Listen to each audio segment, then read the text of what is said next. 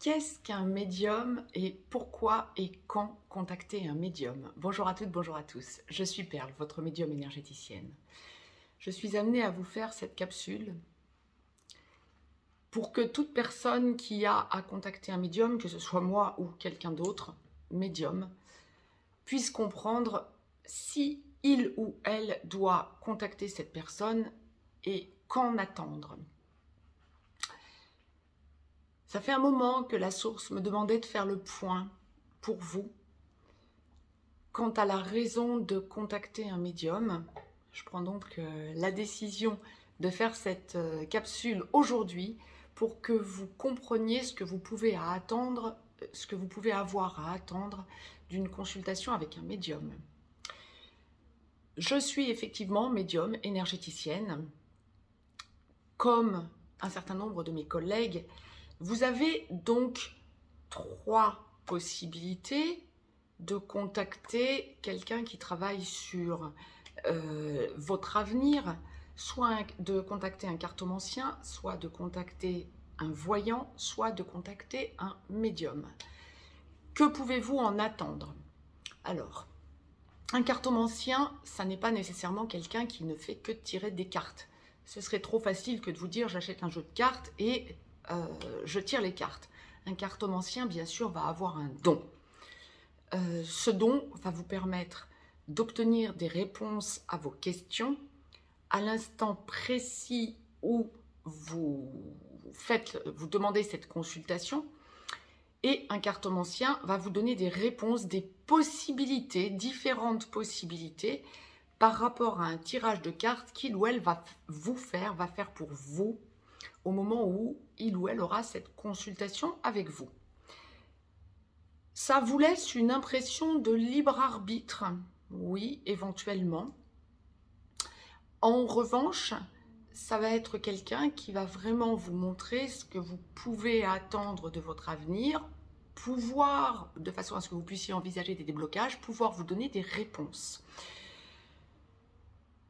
Vous avez eu une visibilité à grosso modo 3 mois, on dira, possible avec un cartomancien.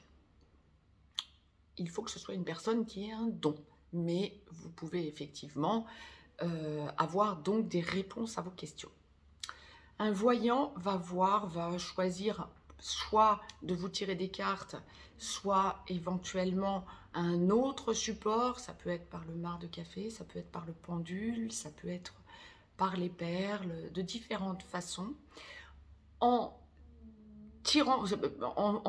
actionnant en quelque sorte son mode de fonctionnement, va aller au-delà et vous donner tous les champs des possibles, des possibilités en quelque sorte, pour que vous puissiez explorer ce qui vous conviendrait.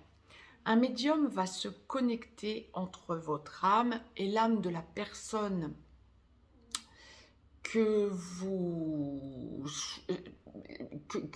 sur laquelle vous avez besoin de réponses, en quelque sorte, que ce soit quelqu'un qui soit vivant ou que ce soit quelqu'un qui ne soit plus vivant. Un médium est un intermédiaire. Médium signifie intermédiaire. Un médium est un intermédiaire entre le monde des vivants et l'au-delà. Un médium va vous apporter des réponses. Si la source me demande depuis quelque temps de vous faire cette capsule, c'est pour que vous compreniez, quand vous contactez un médium, ce que vous devez en attendre. Un médium, c'est un intermédiaire, ok. C'est un intermédiaire au moment où il est sur votre énergie. Pendant la consultation. Avant, il ne sera pas sur votre énergie. Au moment où la consultation se clôture, il quitte votre énergie. C'est totalement vain, et si je me permets de vous le dire, c'est parce que tous les jours ça m'arrive, il ne se passe pas une journée sans que ça m'arrive au moins une fois dans la journée par mail ou par texto, que l'on me demande ce que j'ai dit. Mais un médium ne sait pas ce qu'il dit à son consultant, il est en canalisation.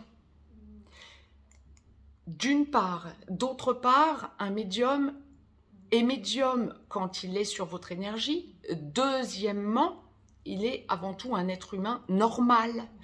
Soit dit en passant, donc, quand il n'est pas en canalisation sur votre énergie, Un médium vivant sa vie normale ne vous dira pas ce qu'il peut voir s'il n'est pas en canalisation directe.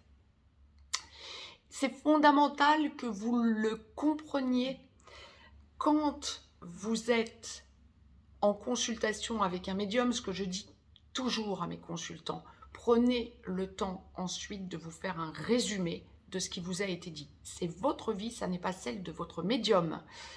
Donc, faites-vous un résumé pour relire vos notes ensuite, pour que vous lâchiez le mental et que vous puissiez aller sereinement vers votre avenir.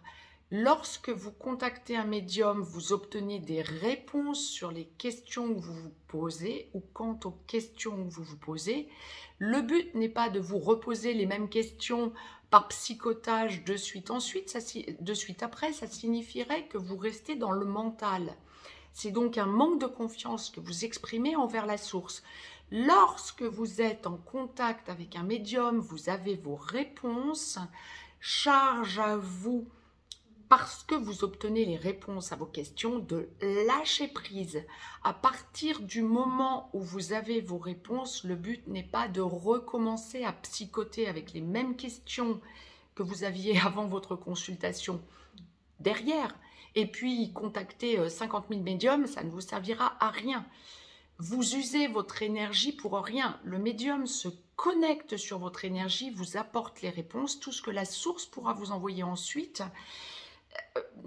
c'est la preuve que vous ne faites pas confiance à la source. Donc, la source peut finir de médium en médium par vous bloquer. Le médium vous dira, si vous avez consulté 50 médiums avant pour poser les mêmes questions, ben le 50e médium, mais il y a des chances que ce soit dès le 2e, 3e médium, vous dise le contraire. Parce qu'il n'aura pas accès à ce que le premier médium vous a dit, puisque c'est dit, et la source vous montre juste d'arrêter. La source vous encourage en quelque sorte, lorsque vous contactez un médium, et attendez-vous que puisque vous avez vos réponses, vous puissiez lâcher prise. Vous avez vos réponses, vous reprenez votre vie en main et vous avancez en fonction de ce qui vous aura été conseillé par la source, d'avancer sur votre vie. Lâchez le psychotage. Par ailleurs, je le répète et je reviens dessus, lorsqu'un médium lâche votre énergie à la fin d'une consultation, il ne sait pas ce qu'il vous a dit durant cette canalisation, puisqu'il était en canalisation. Donc, revenir lui demander ensuite par message ce qu'il vous a dit, mais c'est votre vie, ça n'est pas la sienne. Il ne pourra pas vous répondre de façon fiable, si ce n'est par empirisme en quelque sorte. Il ne pourra pas vous donner les réponses liées à vous dans votre énergie propre, puisqu'il n'est plus en canalisation.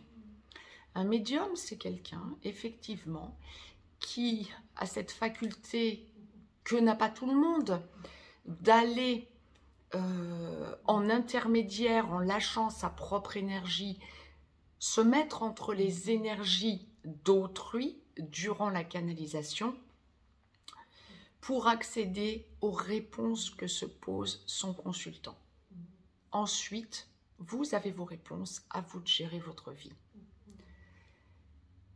La source me demandait de vous faire cette capsule de façon à ce que vous puissiez comprendre ce que vous pouvez attendre d'une médiumnité, de façon déjà à ce que vous preniez vos notes et surtout à ce que vous vous preniez en charge. C'est absolument fondamental.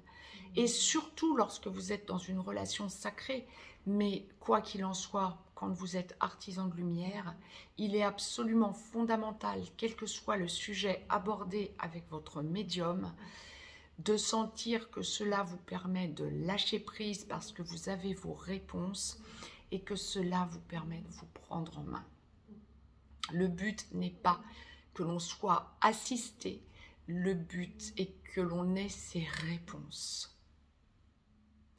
Que vous contactiez un cartomancien, un voyant ou un médium, Le but va être toujours le même, que vous vous preniez en charge. Ça n'est pas votre cartomancien, votre voyant ou votre médium qui vous prend en charge. Le but, c'est que ce soit vous qui vous preniez en charge pour que vous avanciez vers votre lumière. La source me demandait donc de vous faire cette capsule pour vous expliquer. J'espère vraiment que ça va vous ouvrir des portes pour que vous sentiez que vous pouvez avancer vers la meilleure version de vous-même. Je vous embrasse et je vous dis à très vite. Très très belle semaine à toutes et à tous.